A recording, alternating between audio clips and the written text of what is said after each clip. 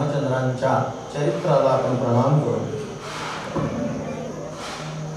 आनंदगंध परमात्माच्या दिव्य कथेमध्ये तल्लीन राजा परीक्षितीने भगवान शुभदेवांना विचारलं की भगवान श्रीकृष्ण परमात्माचं प्रागट्यकरण मला ऐकायचं आहे. म्हणून आपण काल जन्मोत्सव भगवान परमात्माचा, गोविंदाचा, श्यामसुंदराचा, कन्हैयाचा साजरा केला. सर्वांनी आपण त्यामध्ये आनंद घेतला.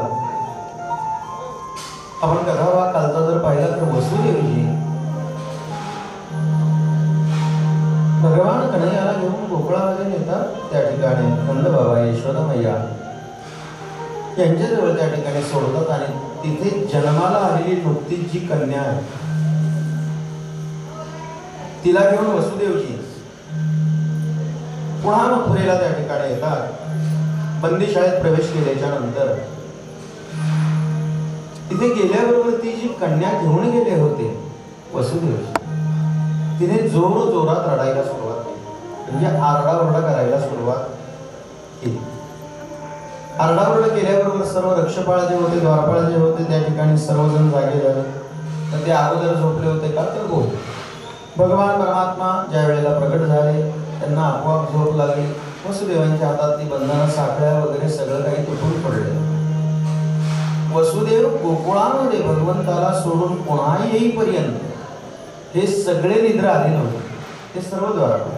मात्र ही कन्या ज्या वेळेला घेऊन आले वसुदेवजी आणि बंदीशाळेत प्रवेश केला, त्या कन्येने जोर जोरात आरडायला सुरुवात केली, रडायला सुरुवात केली. कारण ती जी कन्या होती ती कोणी सामान्य कन्या नव्हती, तर ती साक्षात भगवती होती. भगवतीचा अवतार होता, आदिमायेचा अवतार होता. भगवान श्रीकृष्ण हे परब्रह्म आहे आणि ती जी कन्या घेऊन आली ती आदिमाया आहे, भगवती आहे. हा जो उत्सव चाललेला आहे हा भगवती मातेचाच चालू आहे, त्यांचाच उत्सव चाललेला आहे. हे नवरात्र अतिशय पर्वकाळ आहे, जे आईसाहेबांचे भगवतीचे भक्त आहे. प्रभू रामचंद्रांनी सुद्धा नवरात्र साजरा केला होता. पुढे आपल्याला भागवतामध्ये येईल, भगवान श्रीकृष्ण परमात्माच्या वडिलांनी अर्थात वसुदेवांनी द्वारकेमध्ये नवरात्र स्थापन, त्या ठिकाणी घटस्थापना करून साजरा केला. त्या मायेने अर्थात भगवतीने, त्या कन्येने आरडाओरडा करायला सुरुवात केली. जोपर्यंत ब्रह्म होतं तोपर्यंत शांतता होती. पण मायेचा प्रादुर्भाव झाल्याबरोबर ती माया होती, तिने रडायला सुरुवात केली. सर्वजण जागे झाले. याचा लाक्षणिक अर्थ असा, माणसाच्या डोक्यामध्ये संसार असला का त्याला विश्रांती नसते. संसार हा मायेच्या अधिपत्याखाली येतो, लक्षात घ्या. संसार हा मायेच्या अधिपत्याखाली येतो, त्याला विश्रांती नसते. ज्याच्या बुद्धीमध्ये संसारच विराजमान आहे त्याची रात्रंदिवस धावपळ चालू असते. मौली ज्ञानोबराय सुंदर वर्णन करतात भगवंताने अर्जुनाला समजावून सांगितलं की ज्याच्या डोक्यामध्ये फक्त संसार हा सत्य आहे असं समजून जगतो, भले म्हणतो गळ्यामध्ये माळ असेल नसेल हा भाग वेगळा आहे, असं काही समजायचं कारण नाही की गळ्यामध्ये माळ आहे म्हणून म्हणजे या सर्व क्रिया परमार्थाच्या येतात आणि त्याच्या बुद्धीवरती मायेचा प्रभाव नाही असा दावा करता येत नाही. त्याच्या कृत्यावरनं ठरतं याच्या बुद्धीमध्ये मायेचा प्रभाव आहे की ब्रह्मतत्वाचा प्रभाव आहे. हा रात्रंदिवस कुठल्या गोष्टी करतो. आम्ही इथे बसून मी आता तुम्हाला भागवत तुमच्या पुढे भागवताच्या रूपाने तुमची सेवा करत, मला इथे पाहून माझं कौतुक करण्यामध्ये काही अर्थ नाही. ज्यावेळेला तुम्ही माझ्या सानिध्यात याल त्यावेळेला मी कोणत्या गप्पा मारतो, कोणते विषय बोलतो यावर माझ्या बुद्धीचा कल लक्षात येईल. तुम्ही जर माझ्या जवळ आला तर मी जर संसाराच्याच गप्पा मारत असेल तर समजून चुकायचं, रिठे बाबा प्रॅक्टिकली भागवत करायला शिकले. त्यांच्या अंतःकरणामध्ये ना भागवत आहे, ना कीर्तन आहे, ना प्रवचन आहे, ना वारी आहे, काही नाही. त्यामध्ये काय एवढं विशेष आहे? भागवत केलं किंवा कीर्तन केलं, मेटा बांधून मी उभं राहू, एक तासभर तुम्ही देवाबद्दल बोलले, बरोबर आहे. तर तुमच्यासारख्या एखाद्या व्यक्तीला पार कीर्तन येत नाही आणि कीर्तनकार आलाच नाही आणि तुमच्या डोक्याला फेटा बांधून उभं जर केलं ना, तर तुम्हाला जेवढं काही देवाचं कळतं तेवढं बोलून तुम्ही 1 तास घालवणार आहात, बरोबर का? तुम्ही काही सिनेमाची गाणी नाही म्हणणार तिथे. मग आम्ही देवाबद्दल बोलले आणि तुम्ही बोलले, काय फरक आहे? एवढंच की आम्ही शास्त्र शुद्ध बोलू आणि तुम्ही शास्त्र माहीत नसल्यामुळे, पण जसं काही ज्ञान आहे तुमच्याकडे देवाबद्दल तेवढं तुम्ही बोलणार आहात. तर तिथून उतरल्यानंतर तुमच्या बुद्धीचा कल कुठे आहे यावर तुम्ही काय आहात हे ठरतं. बाहेर प्रॅक्टिकली परमार्थ केल्याने तुम्ही आम्ही परमार्थ ठरू शकत नाही. ब्रह्मतत्वाचा प्रभाव असेल तर मनुष्य शांत होतो आणि मायेचा प्रभाव असेल तर तो स्वतः नीट खात नाही आणि दुसऱ्याला नीट खाऊ देत नाही. गोपाल कृष्ण भगवान राधे महाराणी बाबाजी भगवान. भगवान अर्जुनाला म्हणतात, पै ग्रीष्मांतीचा वारा विसावणे नेविरा तैसा न म्हणे व्यापारा राती दिवो. पै ग्रीष्मांतीचा वारा विसावणे नेविरा. उन्हाळ्याचा जो वारा असता तो अखंड चालू राहत. आता बदललं हे. वाघाच्या बिबट्याच्या भीतीमुळे लोक घरात झोपू लागले. पूर्वी मलाही माझं लहानपण आठवतं, उन्हाळ्याच्या दिवसामध्ये बाहेर गोदाड्या टाकल्या जायच्या, बरोबर आहे का? बाहेर झोपायचे का? बरं, हवा सारखी चालू राहील. त्याचं उदाहरण दिलं भगवंताने अर्जुनाला. अर्जुना, त्या वाऱ्याप्रमाणे तैसा न म्हणे व्यापारा राती दिवो. व्यापार नाम संसार ही ज्ञानोबाऱ्यांची भाषा आहे. व्यापार म्हणजे लगेच व्यापार अर्थ नका करू त्याचा. व्यापारा याचा अर्थ संसारा. ज्याच्या बुद्धीमध्ये मायेचा प्रभाव आहे तो रात्रंदिवस संसाराला नाही म्हणतच नाही. तुम्ही ऐकताय सर्वजण? मी विषय मांडण्याची तळमळ करतोय, चिंतन मांडण्याचं तळमळ करतोय, तुम्ही समजून घेण्याचं काम करा. भगवान म्हटले अर्जुना, ज्याच्या बुद्धीमध्ये संसाराचा प्रभाव आहे ना, रात्रंदिवस हे करू का ते करू का ते करू का हे करू, इकडे पळू का तिकडे पळू, काय काय करू, नाहीच म्हणत नाही म्हणे रात्रंदिवस संसाराला. आणि परमार्थाला हो म्हणतच नाही. समजावं मायेचा प्रभाव डोक्यावर. एवढ्या ज्ञानोबाला थांबले का? नाही ना, हरिपाठामध्ये सुद्धा सांगितलं.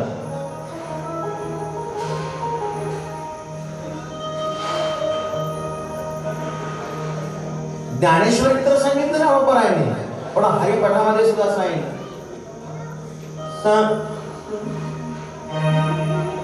सायास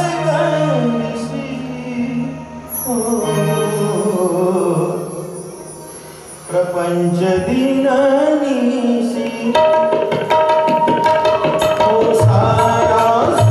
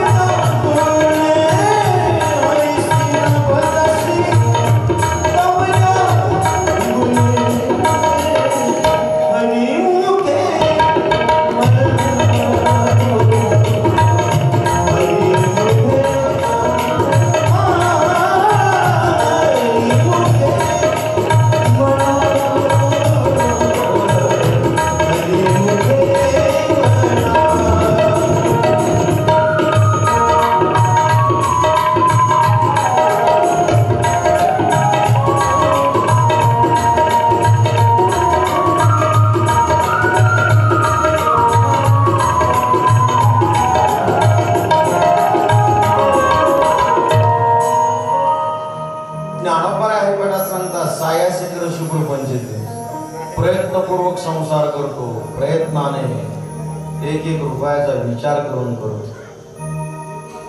हरिसी न भजसी कवण्यापुढे. अरे भगवंताचं भजन का करत नाही, जाणे हा मनुष्य देह दिला. हा मायेचा प्रभाव आणि ब्रह्मतत्वाचा प्रभाव दोन्हीचा फरक सांगितला. ती जी कन्या होती तिने आरडाओरडा करायला सुरुवात केली. कंसापर्यंत जाऊन रक्षपणाने सांगितलं. कंस धावत पळत आला, डोक्यावरचा मुकुट पडला. आठवा आला, आठवा आला, आठवा. बंदीशाळेत आला, पाहिलं नाही कन्या आहे का मुलगा आहे, पाहिलं नाही. ध्यास लागला, आठवा येणार आणि माझा वध कर. गेला असं देवकी मातेच्या मांडीवरनं त्या कन्याचा पाय पकडला, तिला गरगरा फिरवली, भिंतीवर आपटणार. आदिमाया होती, हातातून सुटली. बंदीशाळेच्या वरती आकाशामध्ये अष्टभुजा रूप धारण केलं. 8 हात आहेत त्या आदिमायेला. वर्णन मात्र भगवान शुकदेवांनी फार गोड केलं. भगवान शुकदेव म्हणजे प्रत्यक्ष महादेव आहे हे सांगून होते. त्यांनी फार गोड वर्णन केलं आदिमायेचं त्या ठिकाणी. तिचं स्वरूप कसं होतं सांगताय. दिव्यस्त्रंगवराले रत्नभरणाभूषिता अदृश्यतानुजा विष्णु सायुधाष्ट महाभुजा. त्या आदिमायेचं देवीचं भगवतीचं वर्णन करत आहे भगवान शुकदेव. आनंदगंध परमात्माच्या दिव्य कथेमध्ये तल्लीन राजा परीक्षित यायचा. ती कशी दिसत होती ती देवी, काय वस्त्र अलंकार, काय शस्त्र अस्त्र होती. दिव्य माळा होत्या गळ्यामध्ये, वस्त्र चंदन रत्नमय अलंकार, हातामध्ये धनुष्य होता. तुम्ही सर्वजण ऐकताय ना, आदिमायेचं वर्णन चाललंय, तिचाच उत्सव आहे. तिचं वैशिष्ट्यपूर्ण वर्णन भगवान शुकदेव करत आहे. तिच्या हातामध्ये धनुष्य होता, लक्षात घ्या. शंख होता, चक्र होतं, गदा होती, त्रिशूळ होता, तलवार होती, बाण होता, ढाल होती. अशी 8 प्रकारची शस्त्र होती. तुम्ही ऐकताय ना सर्वजण, मौज आहे मोठी. धनुष्य सांगता, तिच्या हातामध्ये धनुष्य. धनुष्य कोणाचं शस्त्र आहे? प्रभू रामचंद्रांचं. ते तिच्या हातात आहे आदिमायेच्या. शंख भगवान नारायणाचा आहे. चक्र भगवान नारायण भगवान श्रीकृष्ण परमात्माचा आहे. ते सुद्धा आदिमायेच्या हातामध्ये होतं. आपण देवीचं वर्णन, आदिमायेचं वर्णन ऐकतोय म्हणजे भेदाभेद समूळ नष्ट होईल ऐकल्यानंतर. त्या देवी देव वेगळे आहेत असं नाही. ते ज्ञानोबरायाने अमृत अनुभवामध्ये सांगितलेले पै माझे अंगी किंवा आवडीचे निवेगे एक एका ते गिळती अंगी द्वैताचे निपांगे उघाळीता तू. ज्याचं शास्त्र अध्ययन झालं नाही तो देवीमध्ये देवामध्ये फरक पाहिजे यात काय नवल आहे. ज्याचं शास्त्र अध्ययन अभ्यास झालेला नाही अध्यात्माचा तो देवी आणि देवामध्ये फरक पाहिजे यात काही विशेष नाही. कीर्तनकार म्हणून आम्ही मिरवणारे आम्ही लोक सुद्धा भेद पाहतो. पहिल्या दिवशी अभंग घेतो, एक गाव आम्ही विठोबाचे नाम, हा पहिल्या दिवशी अभंग घेतला जातो आणि साऱ्या देवांचे 7 वाराचे उतारे करतो, 7 दिवसाचे 7 वारांचे. आणि आमचं वेदांत शास्त्र अर्थात अध्यात्म आम्हाला शिकवतं एकमेवा द्वितीयम ब्रह्म, एकविध भक्ती शिकवतं. एकविध, द्वैत नाही. परमार्थाची वाटचाल करणारी मंडळी सुद्धा द्वैत पाहतात. आदिमायेतन भगवान परमात्मा, पण वास्तविक हे वर्णन करणारे महादेव आहेत. कसं वर्णन करतात? त्या आदिमायेच्या हातामध्ये धनुष्य आहे, शंख आहे, चक्र आहे, गदा आहे, हनुमंतरायाच्या हातामध्ये गदा आपण पाहतो, तीही आदिमायेच्या हातात आहे. त्रिशूळ आहे महादेवांचा, महादेवांचा त्रिशूळ सुद्धा आदिमायेच्या हातामध्ये आहे. तलवार आहे, बाण आहे, ढाल आहे, अशी 8 प्रकारची शस्त्र, अर्थात सर्व देवांची शस्त्र श्री भगवतीच्या हातामध्ये आहे. याचं कारण हे आहे, देव आणि देवी अर्थात परब्रह्म आणि भगवती माता अनेक नाव आहे. मळगंगा माता असेल, अंबिका माता असेल, लक्ष्मी माता असेल, नारायणी असेल. आपण काल 14 नावं पाहिली. भगवान परमात्मा आणि ही देवी आदिमाया हे 2 नाही, इथे एकच आहे.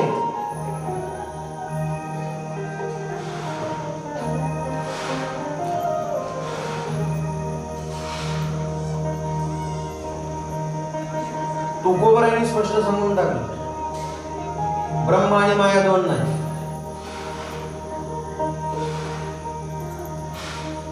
माया तेची ब्रह्म, ब्रह्म तेची माया.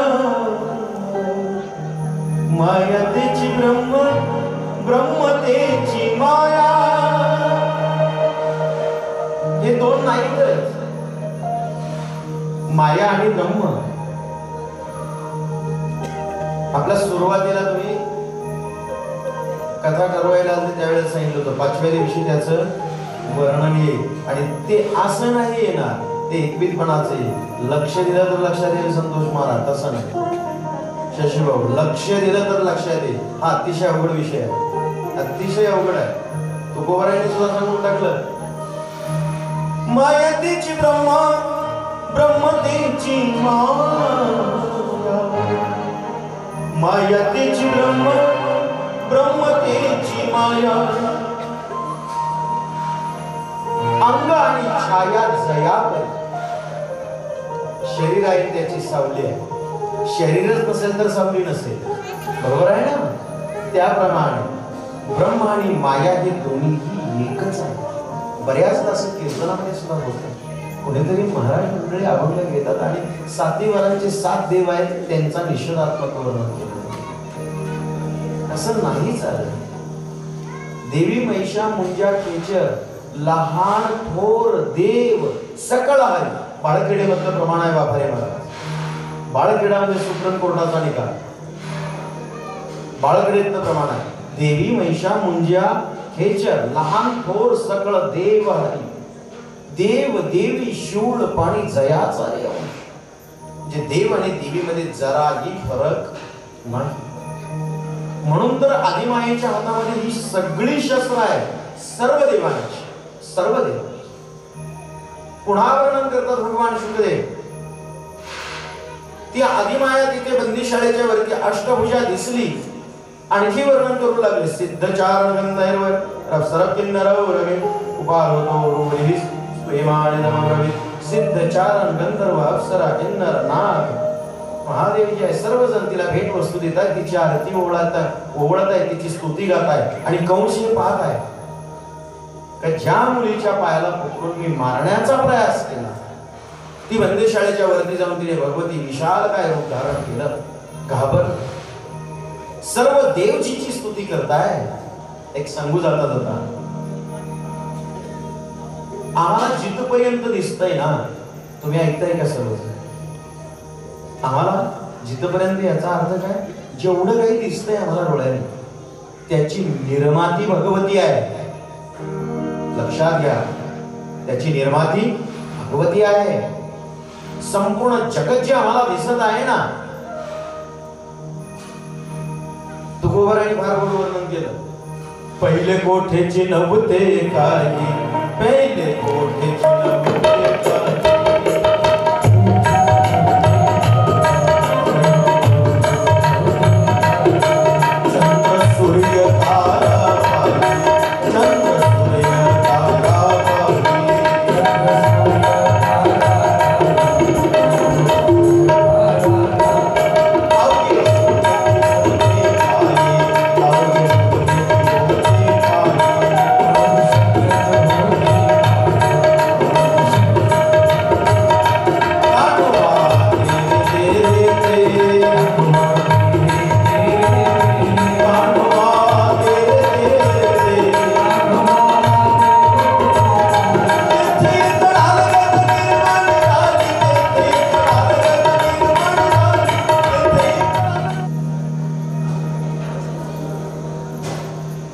या कारणे मी पिता.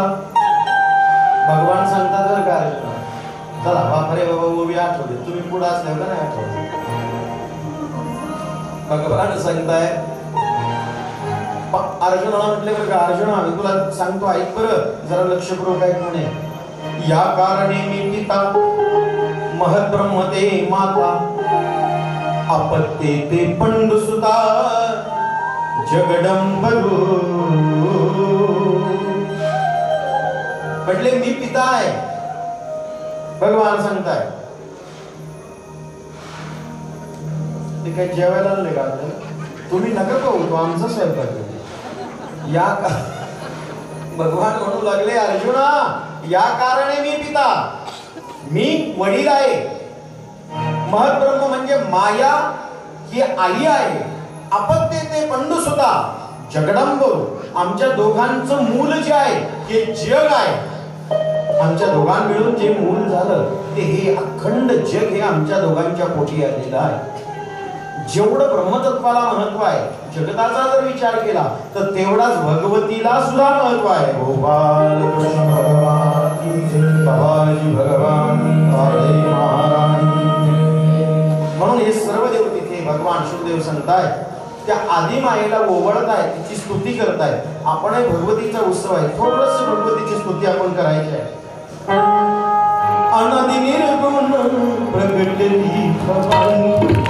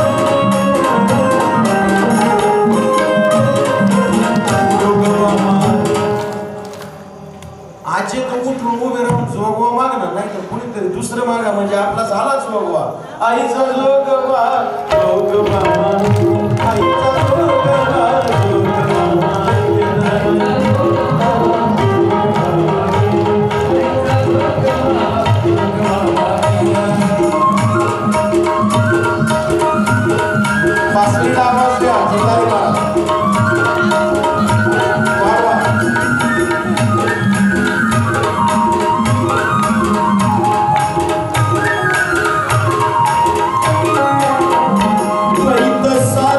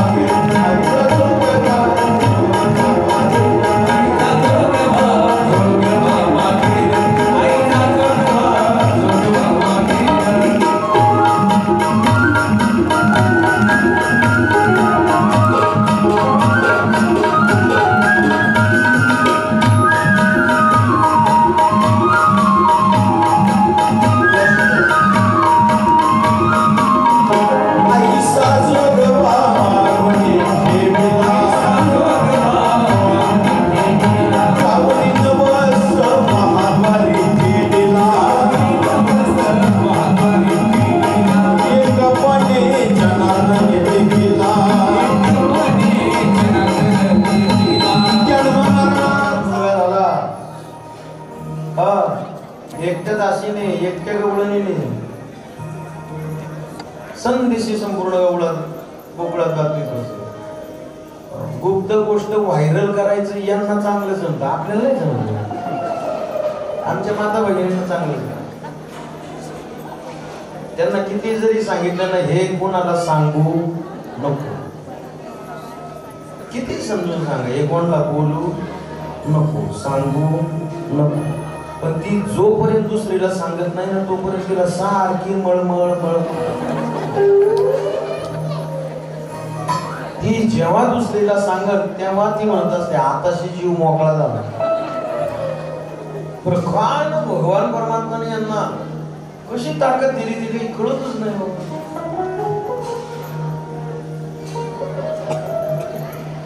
ते सांगताना म्हणजे आयडिया असते बोलायची नाही. एक जर दुसरीला सांगत असेल ना तर तिला म्हणत असते तुला म्हणून सांगते, तू माझ्या जीवाबाबाची जीवाबाबाची तुला म्हणून सांगते. त्या ऐकणारीचा नंबर 25 आवाज ती म्हणते तुला म्हणून. प्रत्येकीला हेच म्हणते. काय बरं काय काय कला दिली हो त्यांना विचार जर केला तर. आपण घरात पुरुष माणूस जरी असलो ना आणि दुसरी महिला जर आपल्या घरात आली आणि त्यांना जर काही गुह्य बोलायचं असेल, गुप्त गोष्ट बोलायचं असेल, तर एकीचे नुसते वट हालत एक नुसते अशी डोळ्यावर सुन्नान आली. बरं आपल्याला नाही ऐकू येत, त्यांना बरोबर येत. ती फुकट मान आली तिथं पुढची, हिचं फक्त वट हालत. आपण किती कान द्या ऐकायचं येणार नाही. काय ताकद असते. तुम्ही म्हणा महाराज तुम्हाला एवढं बारीक सारीक कसं काय माहिती, मी काही संदेशी आहे का?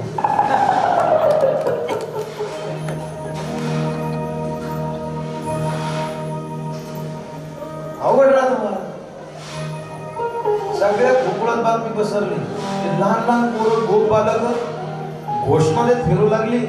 गोपी नंद को लाला भयो यशोदा मैया बधाई हो, यशोदा मैया बधाई हो. एका मोठ्यावरती एक वृद्ध गोप बसलेला होता. त्यांनी त्या मुलांना घोषणा देताना पाहिलं आणि तो म्हटला ए पोरांनो बडबड बंद करा. ती पोरं एकमेकाच्या तोंडाकडे पाहू लागली. त्यांच्या मनामध्ये विचार आला या म्हाताऱ्याला नंदबाबाच्या उपकाराची जाण नाही वाटत, कारण नंदबाबा असे होते सर्वांना मदत करणार. नंदबाबा मुखिया होते, गोकुळचे राजा होते, पण कुणाची चूल पेटली नाही असं कधी होऊ दिलं नाही. सर्वांना मदत करायची. आणि भगवान जेथ जेथ संपत्ती आणि दया दोन्ही वस्ती आली एके ठाया, ते ते जाण धनंजया विभूती माझी. भगवान म्हटले जिथे जिथे संपत्ती आणि दया दोन्ही गोष्टी एकत्र आल्या ती माझीच विभूती आहे, माझाच अंश आहे. आणि भगवान कोणालाही नाही प्राप्त होत, चॅप्टरला प्राप्त नाही होत. भगवान हरिपद प्राप्ती भोळ्या भाविकाला भगवान प्राप्त होत. जे अतिशय हुशार आहे त्यांच्या स्वप्नातही जाणार नाही. जो व्यवहारात हुशार आहे तो भक्तीमध्ये अन्नाडी राहतो. कारण सगळीच बुद्धी जर तिकडे लागून आहे संसाराकडे व्यवहाराकडे, तर इकडे भक्तीकडे लावायला बुद्धीचा अंश शिल्लक राहत नाही ना. वेळ कुठे राहतो. 2-2 दाणे चिमणीच्या एका चोचीमध्ये बसणार नाही बसणार. कुठलं तरी एक वेळ कमी करावं लागतं असतो.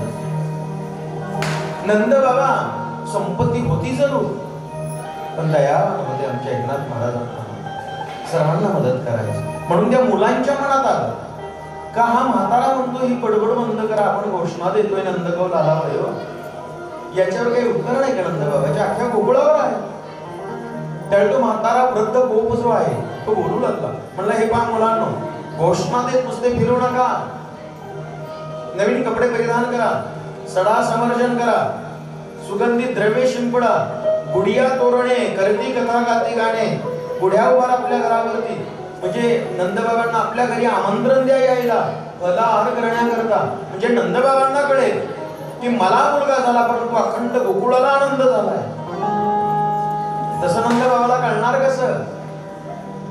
आणि त्यावेळेला मात्र मुलं म्हणू लागली बाबा, कारण मुलांच्या मनात विचार आला होता नंदबाबाच्या उपकाराचा विसर पडला का या वृद्ध गोपाला, म्हणून ती मुलं म्हणू लागली बाबा बाबा आम्हाला माफ करा. म्हणे काय झालं रे? म्हणे आम्हाला वाटतं तुम्हाला नंदबाबांच्या उपकाराचा विसर पडला. त्या वृद्ध गोपाने फार गोड उत्तर दिलं, फार ऐकण्यासारखं सुंदर उत्तर दिलं. त्याने आकाशाकडे हात केला, भगवंताला म्हणू लागला, हे भगवान, हे दयागणा, हे स्वामी नारायणा, ज्या दिवशी मला नंदबाबाच्या उपकाराचा विसर पडेल ना, त्या दिवशी मला या जगात ठेवू. एवढी नंदबाबांवरती श्रद्धा होती. सर्व गोपालक गोपी आपापल्या घरी गेले, नवीन कपडे परिधान केले, रांगोळ्या काढल्या, गुढ्या उभारल्या आणि सर्वजण नंदबाबाच्या वाड्याकडे निघाले. नंदबाबांना आमंत्रण द्यायला, बाळाला पाहण्याकरता सर्व गोपी निघाल्या, नटून थटून निघाल्या. त्या गोपी एकमेकीला विचारत आहे, तू काय शृंगार केला? बाळाला पाहायला जायचं ना, कशी नटलीस? ते एकमेकीला म्हणू लागल्या. तर दुसरी गोपी तिला सांगू लागले, मी कशा प्रकारे नटले ते. मैंने मेहंदी रचाई रे कृष्ण नाम की, मैंने मेहंदी लगाई रे कृष्ण नाम की.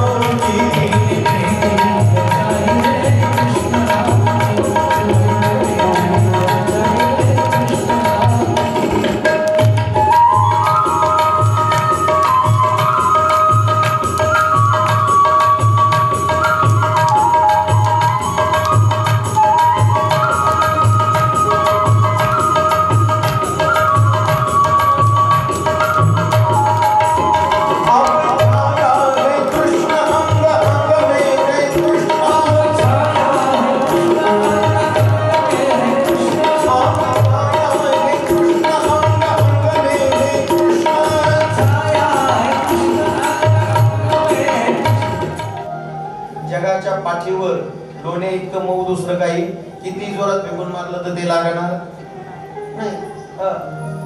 ती जर शिकायची दुधाचं नाही ना होतो.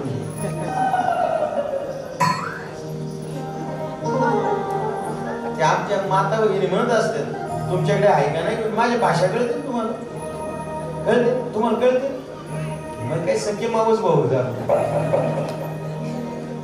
जर शिकायचं दूध नाही नुसता सपाडो. आमच्या माता वगैरे म्हणत असतात नुसता सपाडो, त्याला काही अर्थच नाही. सर्वजण घरी गेले, लोण्याचे गोळे घेऊन आले. आणल्याच्या नंतर तिकडून ब्राह्मण म्हटला माधवाईन ह्या पोरांनी रफा लोण्याचे गोळे फेकून मारले. कारण या पाण्यात खदखदा असू लागला. ब्राह्मणाचं फार गोंधळ करून टाकला. कारण याच भक्तांबरोबर भगवंताला पुढे खेळायचं वागडायचं फार आवडलं. कारण ते निष्पृह होते, निस्वार्थ होते ते गोप. ब्राह्मण मात्र मनामध्ये दक्षिणेची अभिलाषा धरून आले. पण हसू लागले भगवान. नंदबाबाला उचलला आणि बाहेर घेऊन आले आणि अंगणामध्ये त्या ठिकाणी नंदबाबाला घेऊन जन्मोत्सव साजरा करू लागले. नंद घरा नंद भयो जय कन्हैया हरि बोल. नंद घरा नंद भयो जय कन्हैया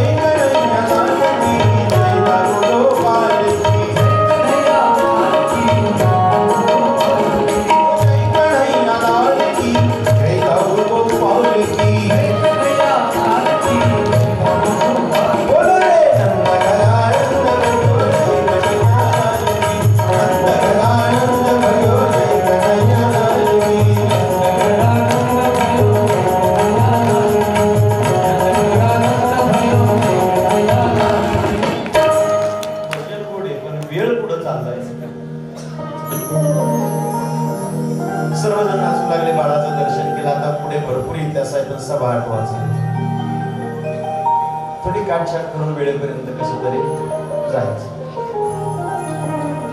भगवान परमात्मा दुसऱ्या दिवशी तिकडे कंसाने मीटिंग भरवली. पुतना नावाची जी राक्षसी होती,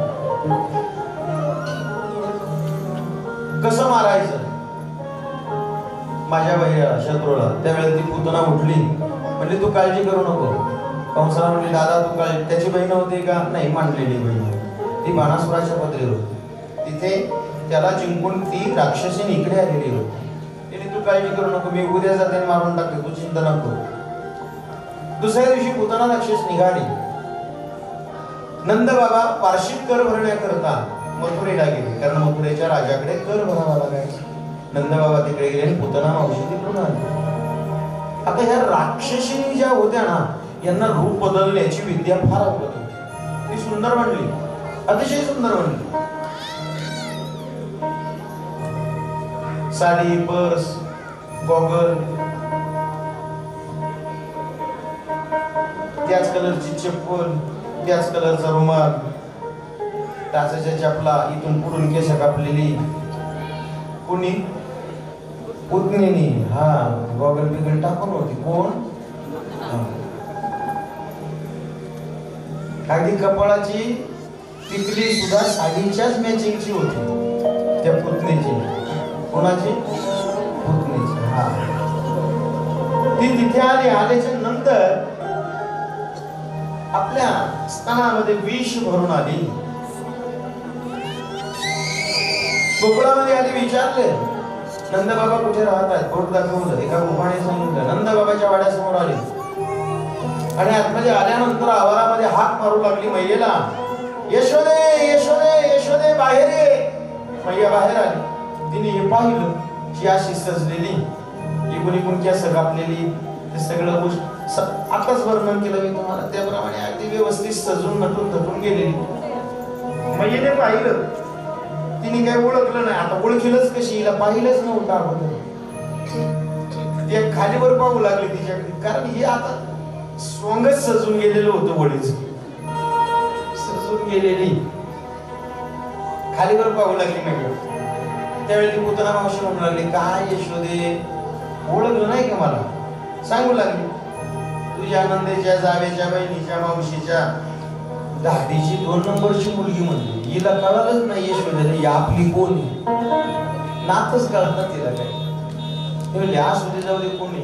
म्हणजे आता तुला मुलगा झाला एवढ्या वर्षाने, 80 वर्षाच्या वयानंतर, मला कळवलं नाही म्हणे तू, मी आले असते ना म्हणते. म्हणली बाळ कुठे? तिने झोपले म्हणते. वैकुंठाशी कोंडाजी बाबा डेरे उदाहरण सांगायचे बरं का. हे अलौकिक लीला आहे, भगवानकडे यायचे. डेरे बाबा सांगायचे, मैया म्हटली का कन्हैया झोपलाय, तर कन्हैया पाळण्यात म्हणू लागला, आईला काही कळत नाही म्हणलं आईला की कोणीचं गिराईक की अशा तू माझं दुकान बंद करशील. घेऊन चक्र गदा हाची धंदा, त्याचा धंदाच तो. म्हणलं कोणीचं गिराईक गेलं ना, आई कुशल म्हणते मी झोपलो. रडायला लागा, कुठ नाही ऐकला का काय यशोदे खोटं बोलते, पोरगत आहे म्हणे ते रडते. काय काय आतमध्ये गेली, असं झालं कधी मारते याला. गेली काय काय पाळण्यातून काढलं, लगेच पत्रा खाली घेतला. स्तनपान करण्याकरता असताना मध्ये विष भरून आलेली होती. तिला कुठं माहिती होती? भगवंताला भगवंताला माहित होतं विष भरून आली. भगवंताने त्यावेळेला महादेवांचं ध्यान केलं, महादेवांना आवाहन केलं. नमः शिवाय, ओम नमः शिवाय, हर हर बोले. नमः शिवाय, ओम नमः शिवाय,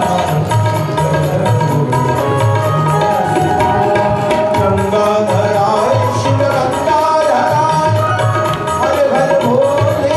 नमः शिवाय,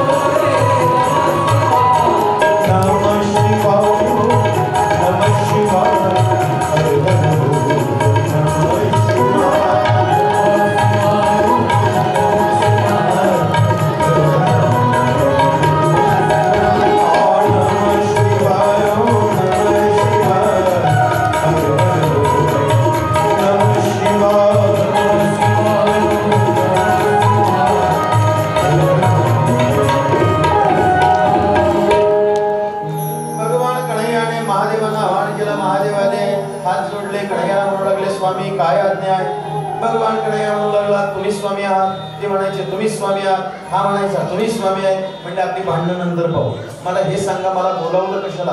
भोले बाबा म्हणू लागले महादेव. त्यावेळेला कन्हैयाने सांगितलं, ही विष भरून आलेली स्तनामध्ये. कन्हैयाने सांगितलं, ही विष भरून आलेली आहे, मला काही विष पिण्याची सवय नाही. काय गडबड चालली? कोण आलं? कन्हैयाने महादेवांना सांगितलं, ही विष भरून आलेली, मी विष पिण्याकरता इथे गोकुळात आलो नाही, तर ही दूध लोणी हे खाण्याकरता. म्हणजे मग मला काय याद नाही. महादेव म्हटले, काय नाही म्हणे, माझ्या कंठात बसा आणि ते विष संपून टाका. महादेवांना फार आनंद झाला. कन्हैयाच्या कंठामध्ये बसायला भेटतंय, गळ्यामध्ये बसायला भेटतंय. महादेवांनी सूक्ष्म रूप धारण केलं आणि कंठामध्ये जाऊन बसले.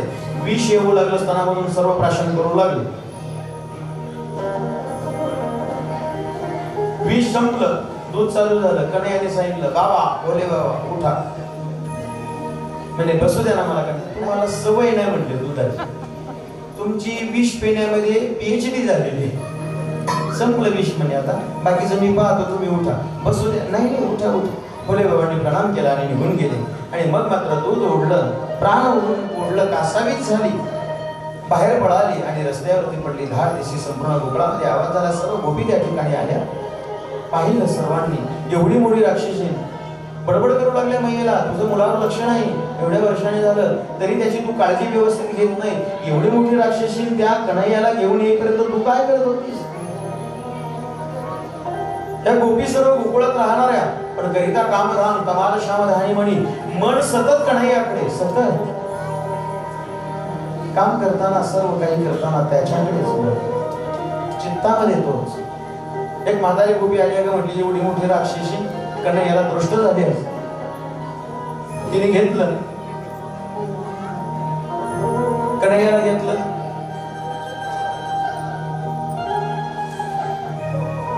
आणि गाईच्या पोटा घालून एकीला म्हटली, तू तिकडून उभी राहा, मी इकडून उभी राहते. हातात घेतलं कन्हैयाला, म्हणजे गाईच्या पाठीवरून द्यायचं, तिने पोटा घालून द्यायचं. झाल्या कन्हैयाच्या त्या ठिकाणी गोमातेला प्रदक्षिणा चालू झाल्या. आज आपण गोमातेचं पूजन या ठिकाणी करणार आहोत. आता दुसरी गोपी होती, तिला ती पाहावना, कन्हैयाच्या रूपाचा आनंद हेच याच घेत आहे. त्याच्या त्या मनमोहक रूपाकडे पाहायच्या, तेवढं निमित्त लागत होतं काहीतरी त्यांना, काहीतरी निमित्त. दुसरी गोपी म्हटली, दे इकडं. असं गाईच्या पोटा घालून घालून थोडी दृष्ट निघणार आहे, दे म्हणे माझ्याकडे. घेतलं आणि गाईच्या पाठीमागच्या बाजूला गेली. गाईची शेप हातामध्ये धरली आणि भगवंताच्या डोक्यापासून पायापर्यंत उतरवायला लागली. आणि खरं आहे बरं, गावरान गाईच्या शेपटीने जर दृष्ट काढली तर कशीही जरी असते तरी ती निघते. हो, हे माहीत असावं आपल्याला. आपल्याच हिंदू धर्माच्या गोष्टी सोप्या सोप्या, साध्या साध्या, परंतु अतिशय महत्वाच्या आणि अतिशय परिणामकारक असलेल्या आपल्याला माहित नाही. आता ती शेपटी फिरवताना ते केस नाकात जायचे, कन्हैया खुदू खुदू हसायचा, की त्याचं हसणं पाहायचं. हृदय मधुरम हसितम मधुरम, भगवंताचं हसणं मधुर, त्याच्या मुखाकडेच पाहत राहायचं. आता तिसरी गोपी होती, तिला ते पाहावे नाही, हीच कन्हैयाच्या स्वरूपाचा आनंद घेते. ती पुढे आली, ती म्हणू लागली, दे इकडे. नुसती शेपटी उतरून थोडी निघणार आहे दृष्ट, माझ्याकडे दे म्हणून. तिने गाईचं शेण आणलं, अख्खा कन्हैया चोपाडला तो गाईचं शेण. मनातल्या मनात कन्हैया म्हणू लागला, परत म्हणला कोणत्या महिलेला अवताराला लोक मारणार नाही, या सगळ्या तुटून पडल्या म्हणला माझ्यावर. अख्खा शेणाने चोपडला. भगवान शुद्धदेव फार गोड वर्णन करतात. गोमूत्रेण स्नानपायित्वा पुनर्गौरज सारभगं रक्षां चक्षुष शत्रुता वदशांगेषु नामहि.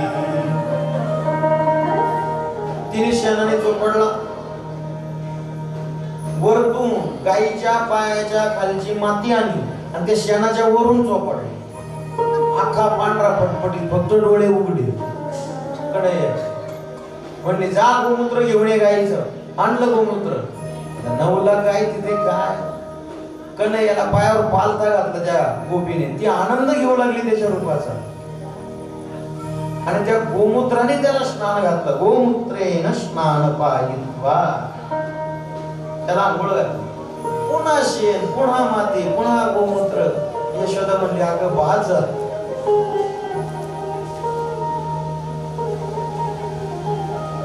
गोपी त्या ठिकाणी भगवंताच्या त्या स्वरूपाचा आनंद घेत आहे. पुढे जाऊन भगवान परमात्माच्या प्रत्येक गोष्टी करता उत्सव चालू झाले. आपल्याकडे वेळ नाही पाहायला 8:30. थोडक्यामध्ये गोवर्धन चरित्राला स्पर्श करायचा, कन्हैयाच्या कोडे वगैरे कार्याच्या कीर्तनामध्ये पाहण्याचा आपण प्रयास करू. नुसती कूस बदलली माझ्या श्यामसुंदराने, तरी सुद्धा उत्सव. लगेच भोजन, लगेच पंक्ती. शक्तासुर, तृणावत, महाबळ भट या सर्वांना विटंबना करतायत. गर्ग त्या ठिकाणी येत आहे. गर्गांना त्या ठिकाणी लीला दाखवतात भगवान परमात्मा.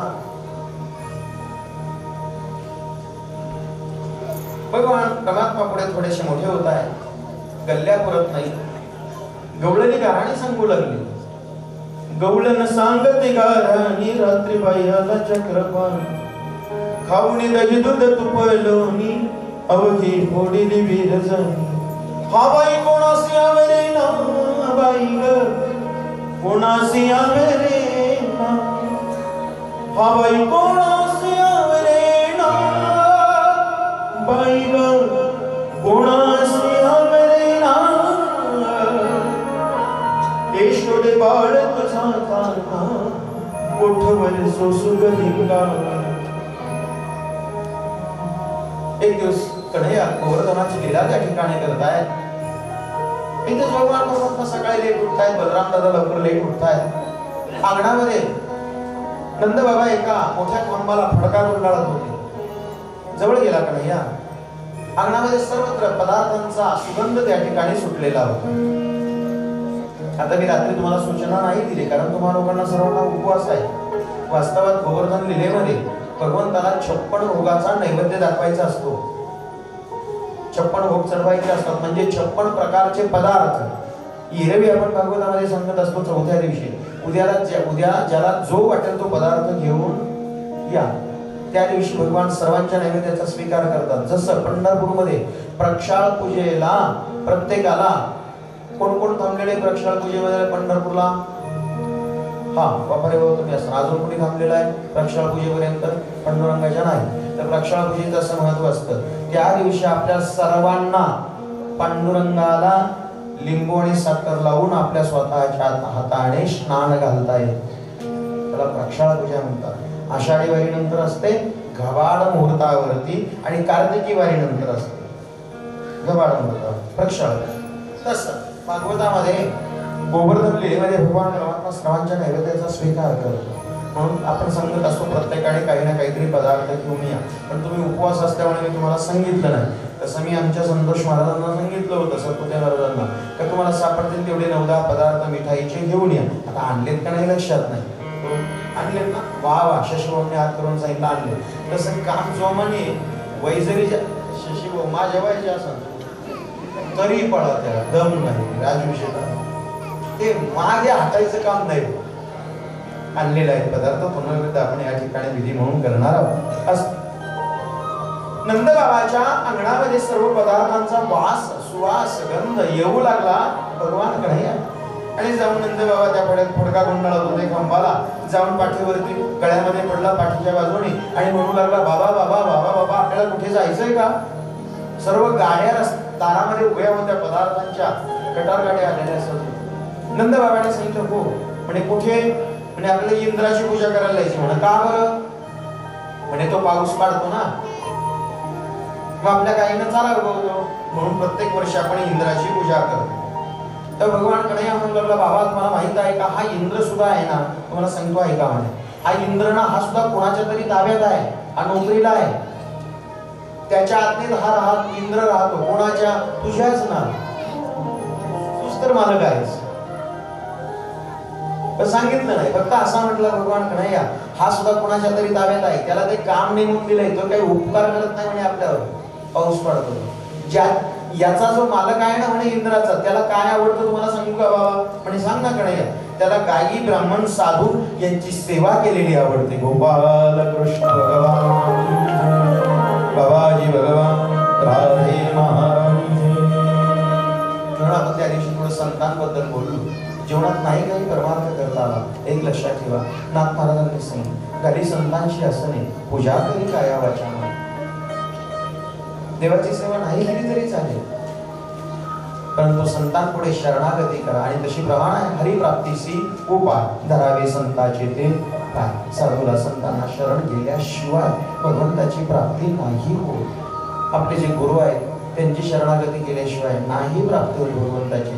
आपले आई वडील जे आहेत त्यांची शरणागती केल्याशिवाय नाही भगवंताची प्राप्ती होत. तो काही पूजा अर्चना तुमचा भुललेला नाही. तुम्हाला कीर्तन येतं का हरिपाठ येतो का काकडा येतो का भागवत येतं का राम त्याला काय घेणं नाही. त्याचं काही घेणं नाही माझ्या गोविंदाला. त्याचं तुम्ही धर्माने सांगितलेल्या नियमाप्रमाणे वागताय का?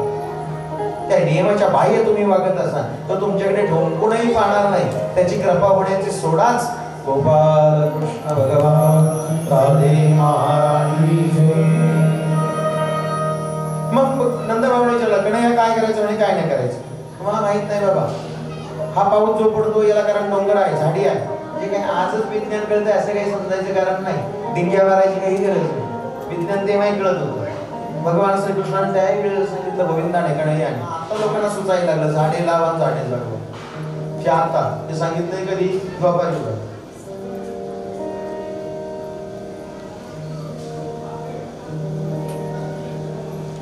कडे याने सांगितलं बाबा गोवर्धन जो आहे ना पर्वत त्याची पूजा कर. डोंगर आहे म्हणून झाड आहे म्हणून पाऊस पडतो. म्हणजे चालन तू म्हणतो तसं, कारण त्याचं बोलणं ओलांडण्याची हिंमत कोणात नव्हती. हा भगवान होता. गेली सर्व पदार्थ घेऊन त्या गोवर्धनाच्या जवळ गेले.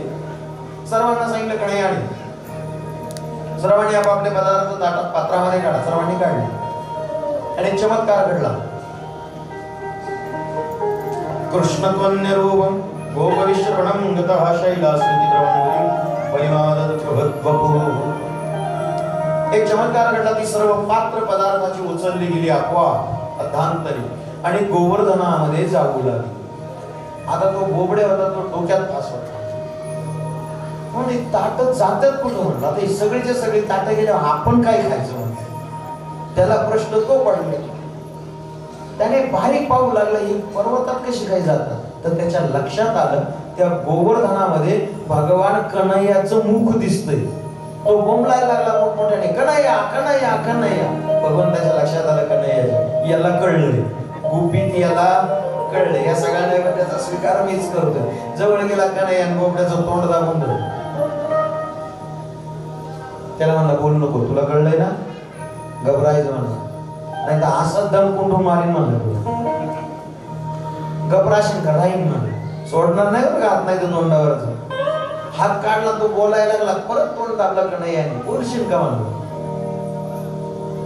नाही बोलणार म्हणला. मग सोडलं. अरे पण म्हणला हळूच म्हणला त्याच्या कानात, तूच दिसतोय तिथे. कन्हैया म्हटलं मीच आहे. सर्वांच्या नैवेद्याचा स्वीकार केला, प्रदक्षिणा केली गेली गोवर्धनाला. आणि वरती मात्र इंद्राला जाऊन सांगितलं तुझी पूजा बंद केली. कोणी सांगितलं जाऊन? श्रीमन्नारायण श्रीमन्नारायण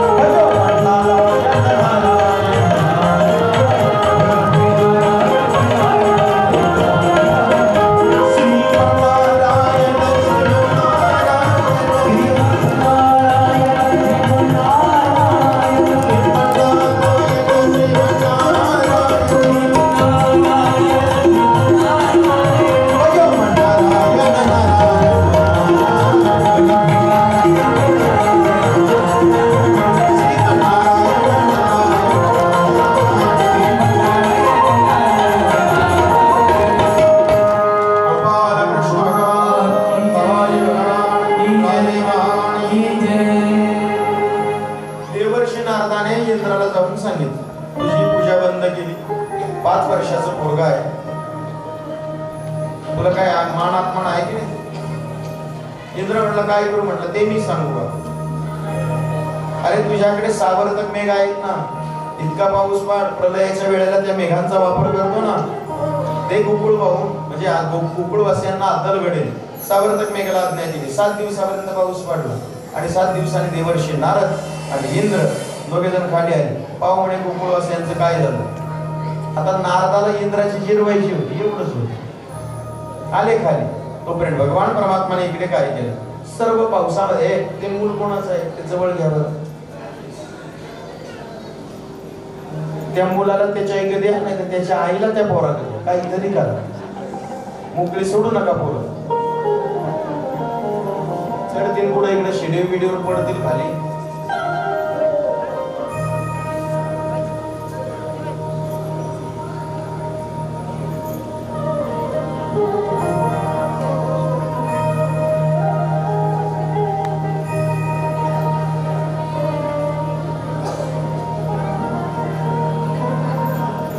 इंद्र त्या ठिकाणी आला, देवर्षी नारद आले.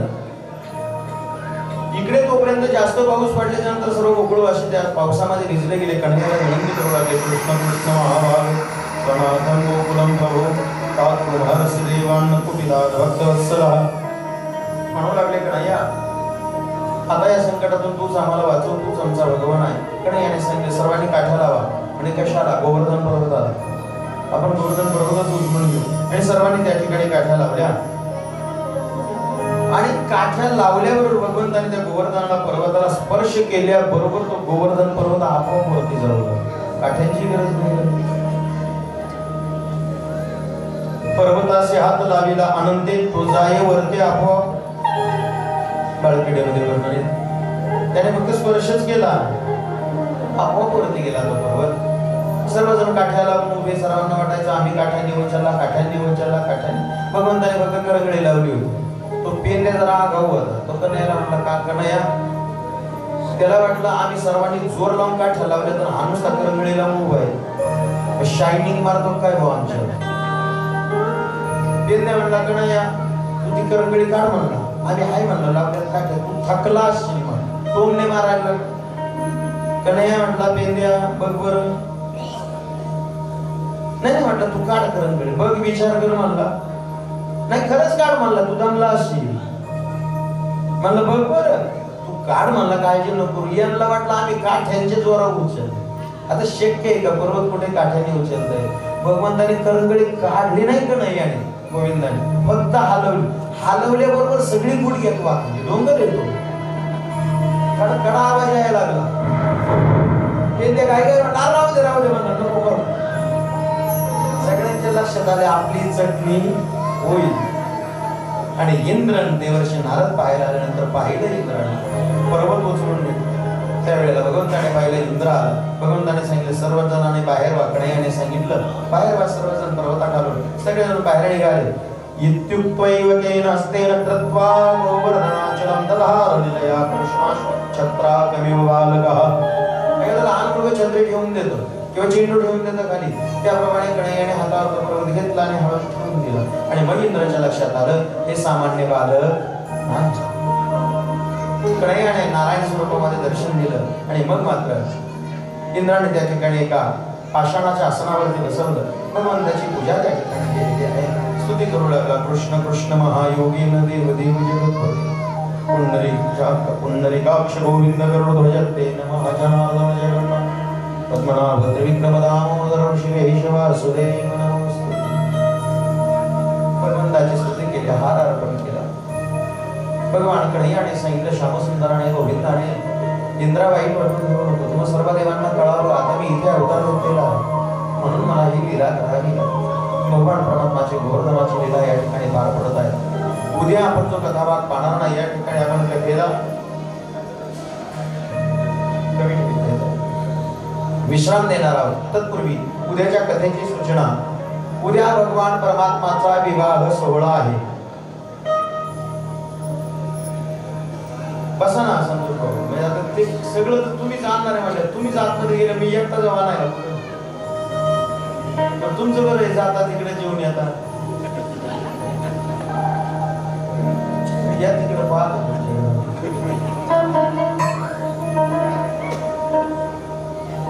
उद्या आपण विवाह सोहळा पार पडणार आहोत भगवान कन्हैयाचा, रुक्मिणी स्वयं.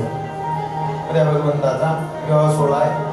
ताप उद्या आपल्याला पाहिजे. इथे मिरवणूक करून आधी मायला आपली हे करून कन्हैयाची मिरवणूक ट्रॅक्टरवर काढा, रुक्मिणीची किंवा कृष्णाची दोघांची मिळून ट्रॅक्टरवर नाही तर बैलगाडीवर इथल्या इथे मिरवून आणा, देवीला भेटून आणा आणि मग आपण विवाह सोहळा पार पडू. उद्या आपल्याला कथा आवरायला वेळ कोणत्याच वक्त्याला पुरत नाही. माझं सोडा, तुम्ही जर कृपा केली तर बरं होईल. उद्या 6 वाजता आले सर्वजण, म्हणजे धावत पडत तरी मला कथा आटोपता येईल. 6:30ला चालू केल्यावर आवरताच येत नाही. कशीच आवडतं, कारण उद्याच्या दिवसाच्या जास्त कथा, त्यातून 2 सत्रातली कथा म्हणजे 6 तासाची कथा 3 तासात आवरायची. त्यात नंद बाबा, गोपी आणि गोपालक त्या ठिकाणी गोवर्धनाची पूजा करण्याकरता निघालेले आहेत. शुभराज महाराज पुढून या. गोपालक भगवान परमात्मा बलराम दादा यांना घेऊन या.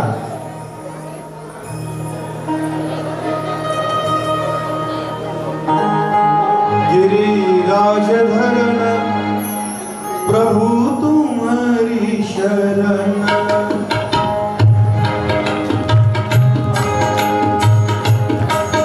गिरिराज धरण प्रभु तुम्हारी शरण, गिरिराज धरण प्रभु तुम्हारी शरण,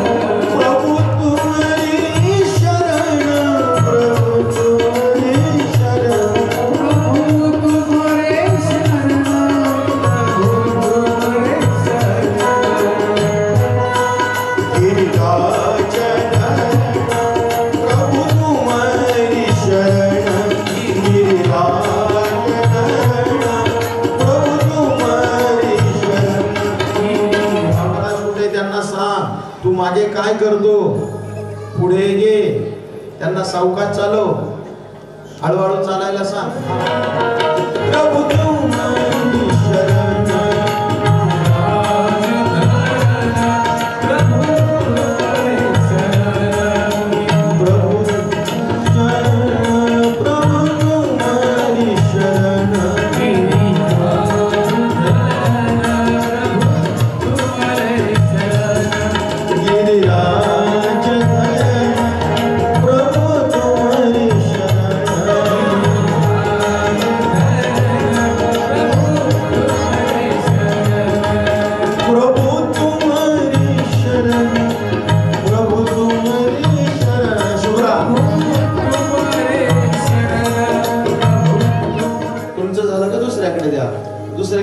सर्वांनी गोवर्धनाची पूजा करा. ओवाळा, हळदी कुंकू वा आनंद बाबा जीवावाल्यासारखं न करू.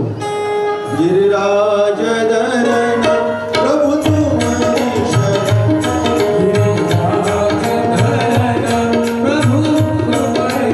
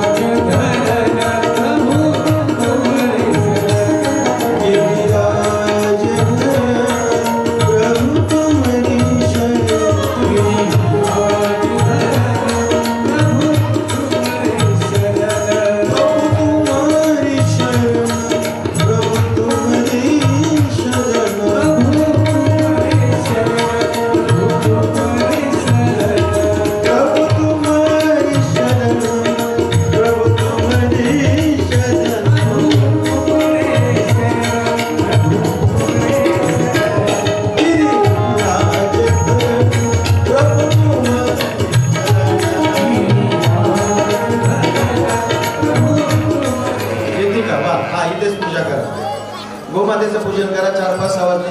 मग प्रत्येकीने 1000 रुपये द्यायचे तिथं त्या गाई मालकाला. तुम्हारी शरण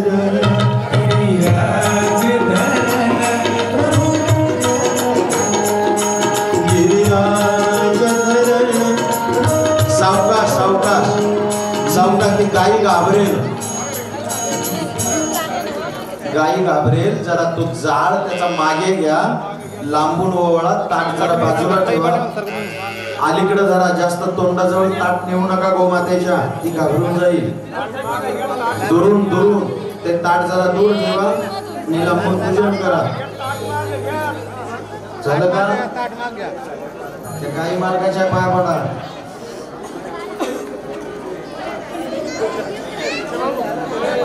सावकाश सावकाश. साड्या सांभाळा. या ठिकाणी भगवान परमात्मा सर्व गोपालक गोपी नंद बाबा यशोदा मैया सावकाश सावकाश. ते पहिला हाय हे विचवावे, कापून विचवावं. हा ते ताट बाजूला ठेव.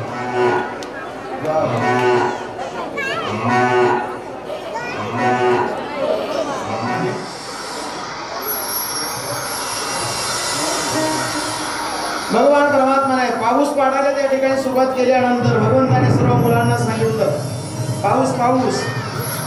तिकडे कुठे इकडे पर्वत पाऊस पडायला सुरुवात केल्यानंतर कन्हैयाने आणि गोपालकाने गोवर्धन पर्वत त्या ठिकाणी उचलून घेत आहे. उचला पर्वत नंद बाबा, पर्वत उचला.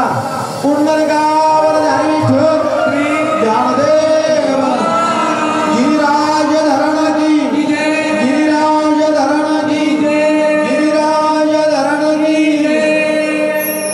तिकडे तोंड करा मैया, नंद बाबा तिकडे तोंड करा, पर्वताच्या खाली या. हा गिरवरलियो धार कन्हैया मेरे लख गिरवरलियो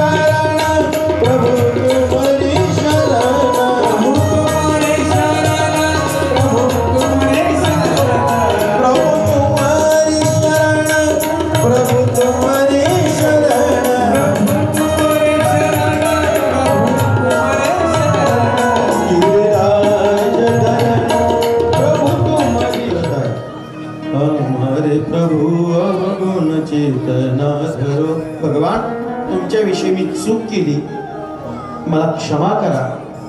इंद्र त्या ठिकाणी गुडघे टेकून, गुडघे खाली टेकवा, म्हणजे तुम्हाला हार बरोबर घालता येईल त्यांना. हा आता जमलं पाहावं. आणि भगवंताच्या चरणावरती मस्तक टेकवा.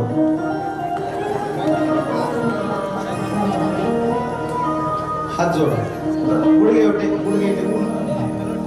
आणि भगवान परमात्माला विनंती करतात, भगवान माझ्याकडनं अपराध घडला तुमच्याविषयी, मला माहित नव्हतं तुम्ही भगवान नारायण आहात. तर भगवंताने सांगितलं, कन्हैया आणि इंद्रा हात कर. कन्हैया कृष्णा हात कर. इंद्रा हात कर ना, असं मी करतोय. हा हा असा हात कर. इंद्रा वाईट वाटून घेऊ नकोस, मी इथे अवतार घेतला हे सर्व तुम्हा सुरवरांना कळावं याकरता मला जरा टाळ्या वाजवा कृष्णा कर. सुंदर आत्वारे करतो. आतापर्यंत पुढे गेलो होतो ते बरोबर, पहिल्यापासून त्याला पात्र यायची ना, तर वाटला इंद्रा हात करा का, असा वाईट वाटून घेऊ नकोस. अरे मी भगवान नारायण इथे अवतरित झालो श्रीकृष्ण नावाने, हे तुम्हाला सुरवरांना स्वर्गातल्या देवांना वा वा खरंच टाळ्या वाजवा कळावं म्हणून मला ही लीला करावी लागली. त्यावेळी इंद्राने पुन्हा भगवंताचं दर्शन करतायत की भगवान आपल्यावरती रुष्ट झालेले नाही. पुन्हा चरणावरती डोकं टेकवा, सावकाश. हा आणि ही जी पात्र सजवलेली आहेत, ज्यांनी सजवले तुम्हाला संकट में तुम्हाला निज भक्तन तेरा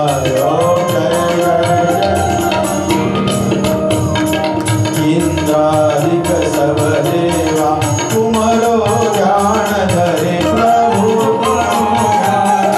ऋषि मुनि जन यश गावे, ऋषि मुनि जन यश गावे, ओ भव सिंधु धरे ओम जय जय जय. सुंदर रूप तुम्हारो श्याम शिला